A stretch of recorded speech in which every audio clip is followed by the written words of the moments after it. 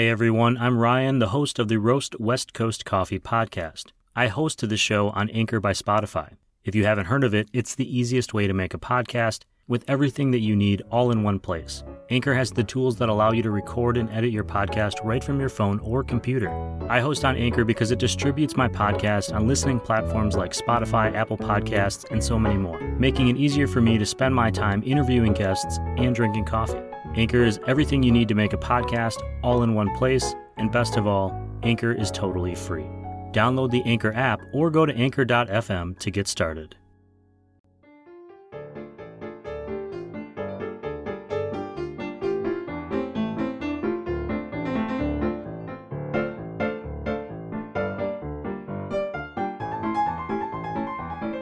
Hello and good morning, everyone. Welcome back to the Coffee People podcast presented by Roast West Coast.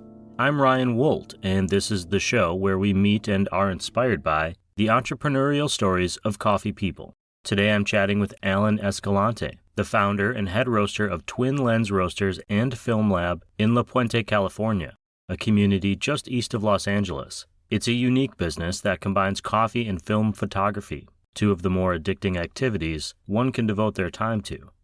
I'm saying that from experience. Also addicting are our phones. I recently smashed mine to bits, and for 2 equally wonderful and yet stressful days, I lived like a pioneer on the wild, wild frontier.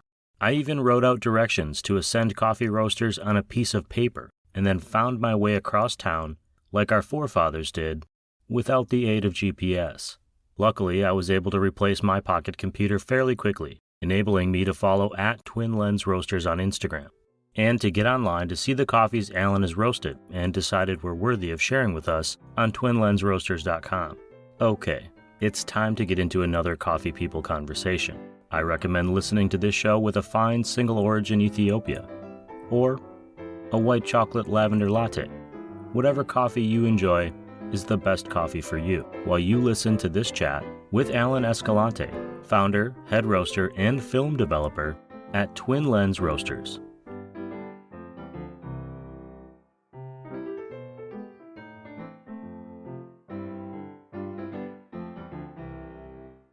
Any questions before I jump into the show? No questions, but it's nice to finally put a face to the name. Well, I appreciate that. Speaking of names, if you could, for everyone listening in the future, let us know your name, the name of your company, and what was your favorite TV show as a kid? So my name's Alan Escalante. I'm the owner and head roaster of Twin Lens Roasters, small coffee company out of La Puente, California. And my favorite TV show as a kid, man, that's a hard one. But it's either a toss between Courage the Cowardly Dog on Cartoon Network or probably Power Rangers. And I'm going to have to look up that first one. I don't know that I've ever heard of it. It is super weird. Like very, very weird. Yeah, but it's a good show. That set the tone kind of for your childhood then? Oh yeah, I was a weird kid, 100%. That's good. Weird kids are always the best kids. You're not just a coffee company or coffee roaster, though. You're also a film photography developer, which I'm excited to get into in a little bit. I have a long history with photography as well. But I'd love to get started to learn a little bit more about you, and specifically, if you had a first experience kind of with coffee or coffee generally that you remember that made you kind of take notice, so to speak. I've been drinking coffee since I was little because my mom would just feed me like the Folgers, like one of those called the instant coffees, and I would absolutely destroy those. Just a little bit of Splenda in there. I don't know why, but everyone in my family is diabetic, and it was always like Splenda and a Folgers cup. I would drink those like crazy. And then it kind of gradually changed to Starbucks when I was a little older. And I've been going to coffee shops since I was maybe 12. Once I hit college, I kind of was like branching out a little bit into different things. Learned about specialty from my partner at the time. They worked at a specialty coffee shop in Rancho Cucamonga called Clatch. So that was kind of the first experience I had with that. And then from there, it's just been learning and about different coffees. For fun, I would watch a lot of YouTube videos, James Hoffman. I started off with him back in the day because I was super interested in just figuring out what coffee was. And I was right before the show, I looked up what was the first video I watched by him. And I remember I was sitting down with my ex's family, and we just watched a video about French press, which is one of his first videos 6 years ago. So 2016 was around when I got into delving into specialty. It wasn't too crazy, but I've always had this idea of, man, coffee could be a lot more than what that cup of Folgers with Splenda in it. That's really interesting. So I was not a person who was watching a lot of YouTube videos. Coincidentally, my mother is like a YouTube fanatic. I mean, that's all she does is she's like, oh, I want to learn this thing. And she goes right to YouTube. So I didn't actually learn about James Hoffman's videos, which are great ways to break down complex coffee concepts into simple, 6-minute intervals until much later. Like even after I started this show, I wasn't really in that, which is I think is kind of interesting because I hear about him a lot as a influence, especially the last few years. Mm-hmm. What were you doing? You obviously have a coffee company now, but what were you doing leading up to this? What were you doing before this? On your website, it says that you were in the film photography industry, but was that always like your plan was to work in photography, or how did you get started with that in the first place? Before the worldwide pandemic took over, Oh, I've heard of I that. had a yeah, I think we all have. Um, Before that, I was working three different jobs. I was getting into weddings with there's a company out in Costa Mesa, California, called Film Supply Club, and the owner is he's a pretty well-known wedding photographer. His name's Braden Flynn. I was working with him. I was working at a college nearby and also doing freelance on the side for my own personal stuff, working in for small businesses doing photo and like video projects and stuff. But pandemic hit, I lost everything, and I went to work at Amazon for a bit because I didn't know what the heck to do. And I've always thought, okay, well, my career is going towards photography. I had been going to school for it. I've been a photographer for, at that point, 3, 4 years. And I was just like, oh man, I want to find a job in photography. And I happened to just look through Instagram, and at the time there was a startup that just moved from the East Coast to here in Camarillo. I remember just reaching out through Instagram, just a simple message, and I was like, hey, if you guys need any help, like I'd be willing to drive out and help you guys out. They were a small company called Negative Supply at the time, where their main focus was creating these products, or they were film holders, where you would slide your film in on one side and it had a pair of silicone rollers on the other, and you would put your film in. You'd have a light underneath that would shine through film, and then a stand where you'd connect your camera with a macro lens, basically be able to scan your film in digitally. It was just easy to switch over to that for me because I had been interested in film because of school. I started with them in 2020, and then for about a year was in the film industry developing products and stuff like that with them.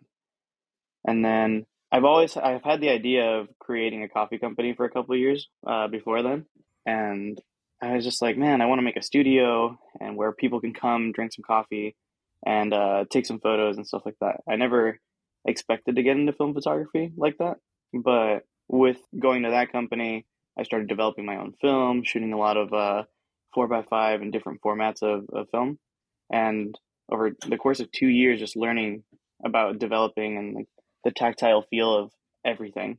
And I was just like, I fell in love with that process. And then from there, just was like, hmm, I see all these like small businesses popping up for film labs with all this new technology where it's so much easier to scan people's film. Why don't I include that in my business? And I've been doing it for a couple of years, and then I was like, okay, I think I can get something like this off the ground.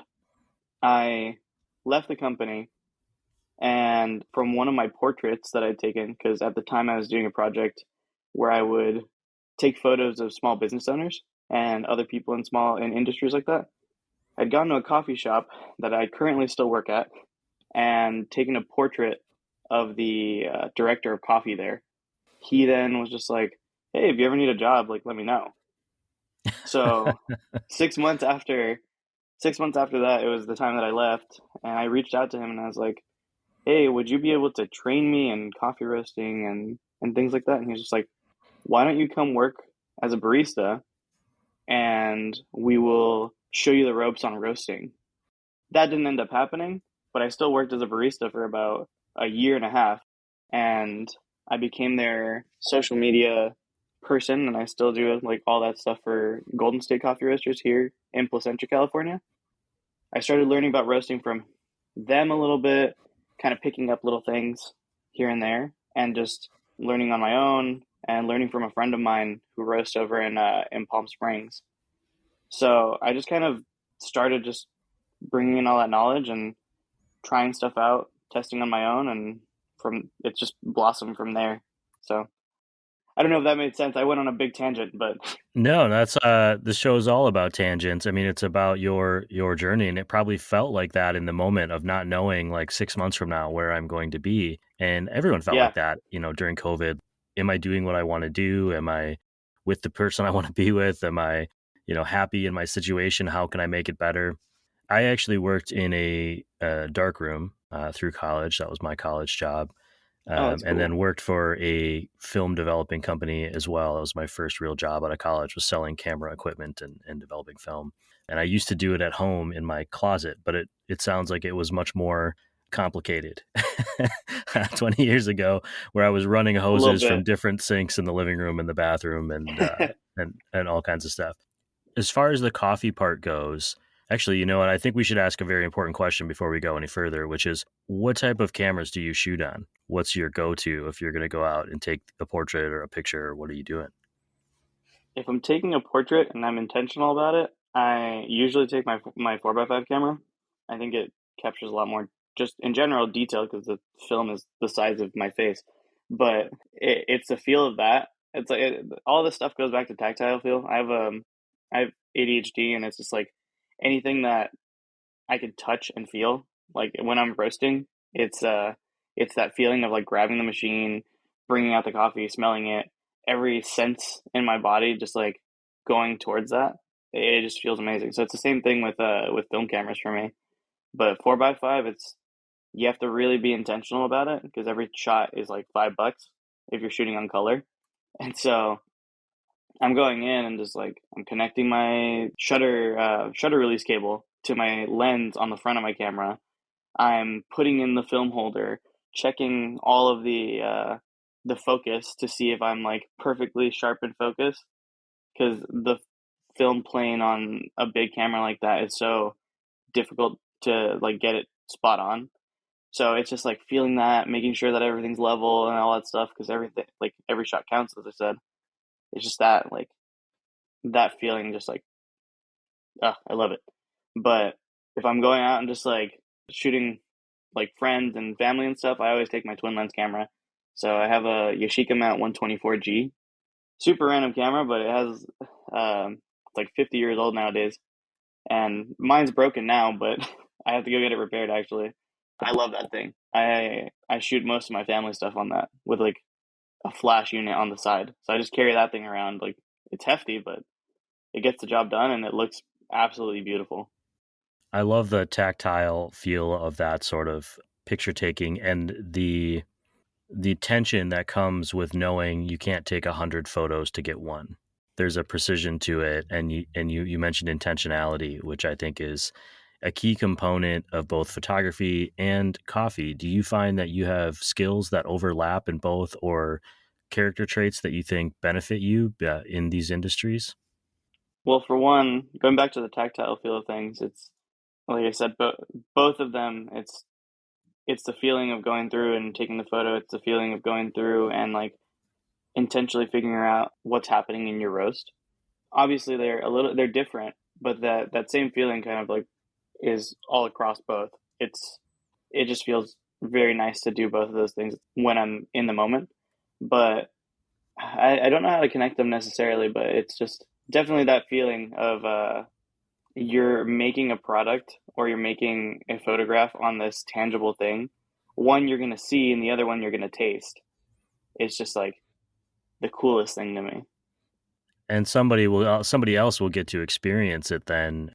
You Hmm. mentioned that you worked as a barista with the intent of learning roasting, and that wasn't really happening. When did you actually physically start roasting? How did you get into that, finding a place to roast? I'm assuming through your work connections, but maybe not. And working now, you only have a few coffees available kind of at any given time so far that I've seen. I'm guessing you're working in small batches. Very much so. So, how did you get started roasting? And what has that experience been like? What do you like about working with a small amount of coffee? So I'd say with like any, just to go off of the working with small amounts of coffee, with going in bigger batches, I feel like it's a little bit more difficult to control what I want in it. I've jumped to 25-pound roasters a couple times, and it's just like the the feel of it is definitely different. Getting into like more sciencey terms, it's more the I forget what the term is, but when the roaster is heating up, it takes a little bit more energy to basically get the same amount of heat in that. So I like working on smaller roasters. Specifically, I work on a San Franciscan 6 over at the Coffee Collective in San Diego. So I drive down every so often and roast down there. I rent out the roaster and everything. It's a little easier to do that than to buy a $15,000 roaster and, not have a place to put it other than my house. So as a very small business, I'm able to use a place like that to basically grow my business over time. I forget his name. I think his name is Tyler, but he had a coffee shop a couple of years ago in San Diego, and he did the same thing where he started out of his garage and then started roasting in bigger batches over at the Coffee Roasting Collective in San Marcos near San Diego. So a friend of mine showed me him, and I was like, well, why can't I do that? So I ended up just going and shadowing my buddy. He's a Vagabond Roasting Co. in Palm Springs, and he does the same thing. He learned from Tyler, and was just like, all right, so I'm gonna go San Diego with him and see how this whole thing is done. And at the time, I was like, what the fuck is going on? I'm sorry if I can't No, curse on the show, but no yeah, problem. like what? How do you even understand any of this? And he was like, I can't really necessarily teach you. You just kind of have to figure it out in a way. And so like I said, I picked up a couple books, and that Scott Rayo book. Oh, man, I can't remember his first book and his second book, but it's the roasting ones. Yeah, the art of roasting and The Art of Roasting, yeah. The Beginner's Guide to Roasting, something like that. But I picked those up, and I kind of have already a culinary background because I technically am a home cook, and I've been in the food like world for my entire life because my dad works for the food industry, and so I've been drilled into my head on everything culinary. There's a lot of practices that you can transfer from cooking food over to making coffee. I saw those similarities and I was like, this doesn't seem too difficult. It's just figuring out like when to basically change the heat on your roaster to achieve the results that you want. It wasn't super difficult for me. It was just kind of like learning the roasting curves and everything and making sure not to fuck it up and burn it, which I've done a couple times. Over time, as I got the hang of it, started seeing and comparing roasts to different places that I wanted to. I went to Bodhi Leaf Coffee here in Orange County, and I was like, okay, they have this coffee. It's a Ethiopia Guji. Let me get buy that same green from them and compare my roast to theirs. See what I want to bring out, what I don't want to bring out.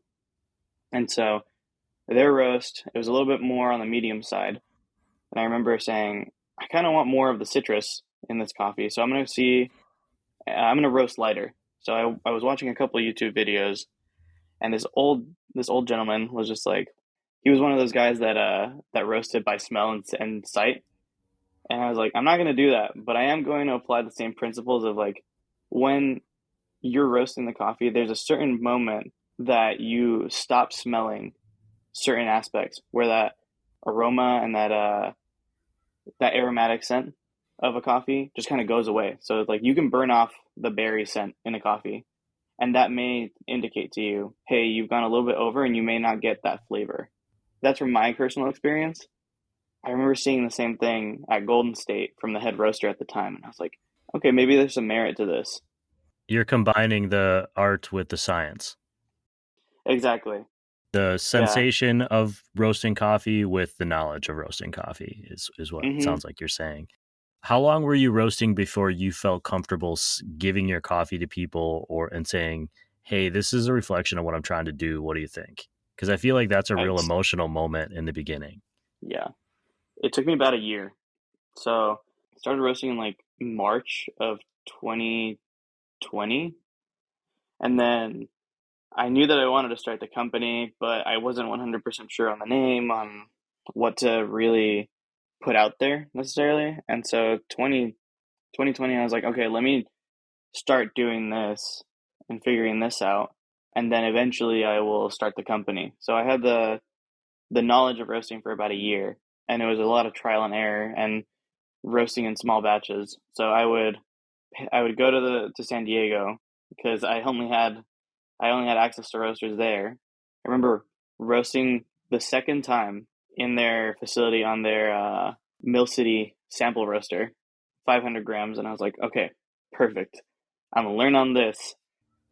And I remember sitting in the room with a bunch of other coffee people while they're trying to make a sale, and I'm roasting on this machine, and I didn't turn the air valve on the machine, so all of the smoke was just collecting in the drum, and I remember this, I remember the roast just like spiking horribly, and I was like, oh shit, I don't know what to do. What am I doing? Oh my god! And the machine just starts bellowing smoke at the top, and like one of the guys is just looking at me as I'm doing it, and I was like, this is awful. This is horrible. I should just quit and like never do this again. But I continued regardless. Nothing happened that day. I was just like, I'm just gonna drop everything. And the beans were completely burnt on the outside. I was like, okay, maybe let's not do that again. And then I jumped up to a 1 pound afterwards and started learning profiles on bigger batches other than samples and really getting a feel for like what happens when I drop it at this temp? What happens when I drop it at this temp? What happens if I take it to first crack and I just drop it there? And so a lot of testing different things, and that's kind of how I just got the ideas for my roast right now. I tend to roast a little bit on the lighter side, as most third wave places do, but I really want to bring out the inherent notes of the coffee. So in my Ethiopia that I sell now, I want to bring out that citrus first and foremost, and have the chocolate on the back end.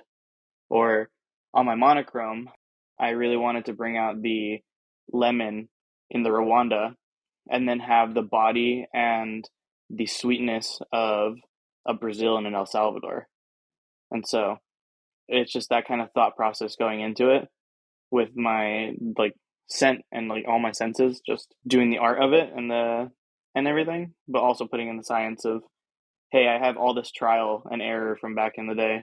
I know what I'm doing in a way now. I'm still not an expert by any means, but I kind of have an idea of what I'm doing when I'm roasting.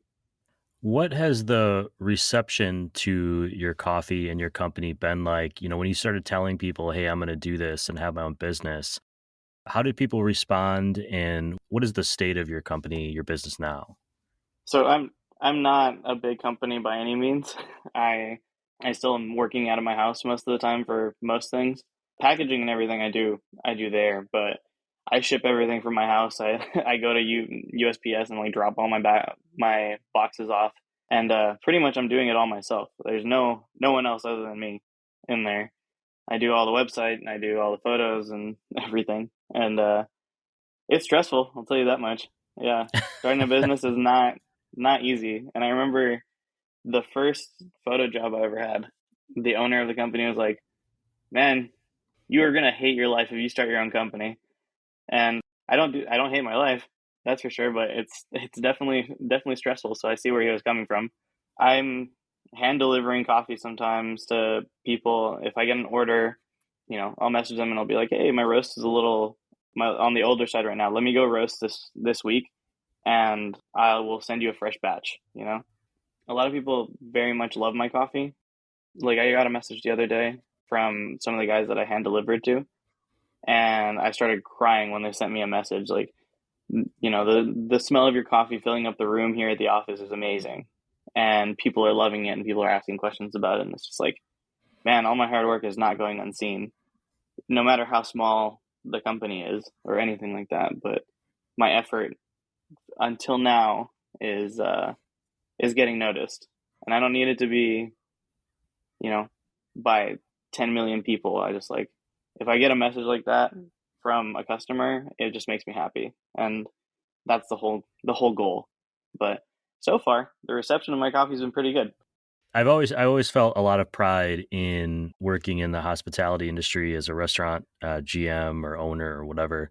I always felt a lot of pride knowing that like we, in some ways, kind of had the ability to kind of make or break someone's day to some extent. The experience they had at the bar, after work or with their family for dinner.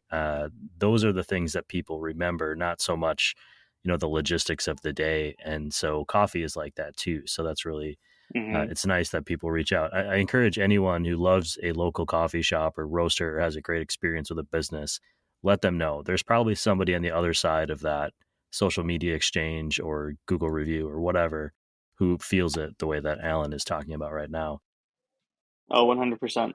I still work as a barista, so I get that. Yeah, And also tip your baristas. please. What are where do you see Twin Lens going over the next year, next couple of years? It sounds like you're passionate about it, you're into it, you're not planning on stopping anytime soon. So what is the trajectory that you envision? So over the next couple of years, I'm hoping in the next like 5 years to have a small shop. The next year, probably, I've been doing a lot of coffee carts. So I do events, and I'm trying to get into farmers markets. That's a little bit difficult, but going, selling my coffee, and also serving espresso. So I have a Linea Mini, and my monochrome blend that I developed. I really wanted to showcase that on espresso, so I take my machine out to different places and like serve lattes and cappuccinos and the whole thing. So it's I want to really push that side of my business over the next few years and really get my coffee known, whether it's in a latte or whether it's in just like an americano or a pour over or something. I want to make sure that people are loving not only like brewing at home, but coming and getting a coffee at a farmer's market on a Saturday morning or something. It's that's my goal for the next year, is to really push that and get a lot of events and stuff like that and grow the business slowly, gradually over time. Next 5 years, hopefully have a shop here in either Orange County or LA or wherever it really feels right. Me and a couple buddies were thinking about opening a shop under a different name up north in the next couple of years and pushing that with Twin Lens roasters in the back, roasting for for that company and stuff. But my horizons are broad for sure. But I'm very much hoping and dreaming about all this stuff constantly. There has to be a little bit of dreaming to be an entrepreneur because without Oh, it, 100%. you wouldn't keep working through all the challenges that keep popping up. Is there anything that we didn't talk about today or that I didn't ask you that you want people to know about what it is you're doing or about the coffees that you're serving? Well, in general, Twin Lens it's not only a coffee roasting company. I'd love people to know that it's a film lab as well, and I kind of want to push over the next few years, like, hey, I also develop film. If you want to get into film or you're already into film, I do more than a lot of labs nowadays. I have the most modern processing for that kind of stuff and scanning methods and everything, and I kind of want people to just get more into it. I want to keep it like open. Just in general with coffee, I don't want to be a coffee snob. I don't want to be a film snob either. And I want to teach people. I want to make sure that people are enjoying it as much as I do. So yeah, Twin Lens Roasters, Film Lab, and Coffee Company, together in one. If you didn't know that. I will warn you if you're listening to this, coffee and photography are addictions, and you should know that going into it. Yeah, I put in a lot of money into both, so they're they're very much a hobby and an addiction at the same time. When you are out in the world, when you're traveling around and you stop to get a cup of coffee or whatever, what is it that you order? What do you like to drink?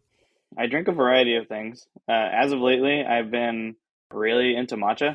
I really love matcha. I'm not gonna lie, but if I'm in the mood for it, I order a pour over. Just I don't really have a preference for where it's from, but I like pour overs that are funky. I like pour overs that are chocolatey, traditional, what you would expect a traditional like Latin American coffee to taste like. I like trying different espressos and cappuccinos, and I very much like milk drinks.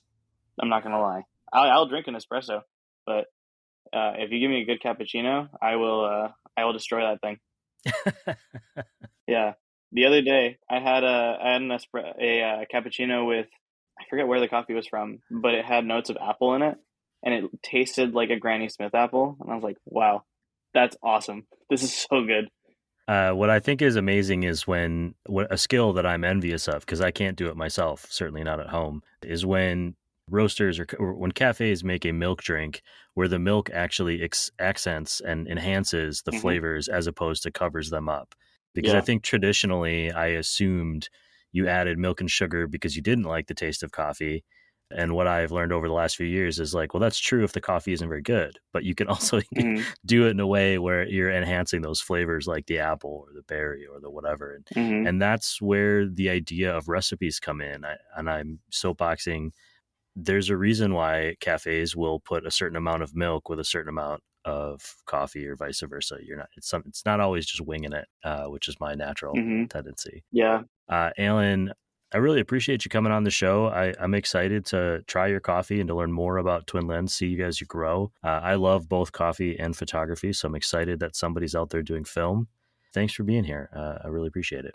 No, thank you. I appreciate the invite. This was unexpected to say the least, but I'm very happy to be on here and to talk to you and to see you screen to screen.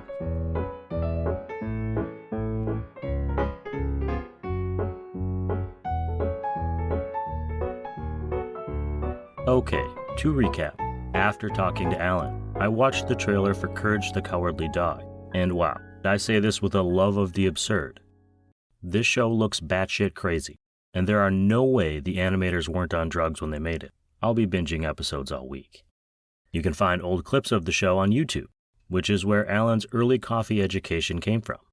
We have been in this incredible time, where information is literally available on any topic we want to learn about every moment of every day, although it has gotten a little bit more difficult to sift through the quantity for the quality. Two common denominators between Alan's photography film lab and coffee roasting efforts stuck out to me: intentionality and the tactile experience. There are a lot of parallels in the processes. Both involve following step-by-step recipes that require moderating the timing of developing the final product. And they are both unique in that he is starting with someone else's halfway done science experiment, then running an experiment of his own, and offering the final product to either the original photographer or to us as drinkers of craft coffee. Alan brought up something I've heard repeated by roasters on this show. The growth in roasting skills is directly related to the value of comparing roasts, both against a baseline provided by another roaster or against yourself over time. Alan roasted for a year, practicing, comparing each roast to the one prior, before believing it was time to share his coffee with other people. If you want to be a coffee roaster, at least a really good one, prepare to go through lots of trial and error, and don't be surprised if there is a tipping point where you want to quit or you feel too embarrassed to go on, as Alan did for a brief moment when he smoked out the California Roasting Collective in front of a group of peers. It's a good lesson that perseverance and persistence go a long way. Twin Lens Roasters is still small and new. It's a one-person operation, and Alan is still working as a barista at a local coffee shop. It makes me wonder, is Twin Lens Roasters the side hustle, or is the regular paycheck at the coffee shop the side hustle? I wonder that often about this show and my efforts. Finally, anyone who creates something, be it a widget, a meal, an experience, or a bag of roasted coffee, is offering us a piece of themselves. They are being vulnerable in a really scary way because that thing is a piece of who they are. If you appreciate a small business product or an experience or a cup of coffee, let the creators know. On the other side of that thank you or that review or that note, someone like Alan will feel it deeply. You can follow Alan and Twin Lens Roasters for photography and coffee updates on social media at Twin Lens Roasters. If you're interested in ordering some coffee or seeing how Alan blends modern technology on the film development side, head to twinlensroasters.com. I'll include those links in this show's podcast notes and, of course, in the Roast West Coast newsletter, which you can subscribe to on roastwestcoast.com. If you're in the early stages of your own coffee journey, that is also where you'll find the brand new Coffee Smarter Education podcast, specifically designed to improve your at-home coffee brewing skills. You can also find both the Roast West Coast Coffee People podcast and Coffee Smarter on all of your favorite podcast platforms, like Apple, Spotify, or even YouTube. Thanks for letting me know what you like and don't like about this show by rating and reviewing wherever you can. Those ratings really do help bump this podcast out to more people. I'm told it's an algorithm thing. This show is supported by some great coffee industry partners. They are Café Laterre, Camp Coffee Company, Coffee Cycle Roasting, Ignite Coffee Company, Maria Coffee, First Light Coffee Whiskey, Cape Horn Coffee Importers, Zumbar Coffee and Tea, Ascend Coffee Roasters, Mostra Coffee Company, and Steady State Coffee Roasting. I'll be at Coffee Cycle Roasting this weekend for one of their quarterly makers markets. If you find yourself in Pacific Beach, San Diego, please stop by and say hello. Check out @Coffee Cycle Roasting on the social medias for all the details. And again, thank you for listening to and supporting this show. By choosing the paid option on the newsletter, I feel a zing every time I see a new email address added to that subscriber roll. Thank you, you're the best. This episode of the Roast West Coast Coffee People podcast has been written, produced, and recorded by me, Ryan Wolt. I hope this episode has found you happy, healthy, and with at least a thread of sanity left, enabling you to make it through the day. Always tip your baristas, and be sure to drink good coffee.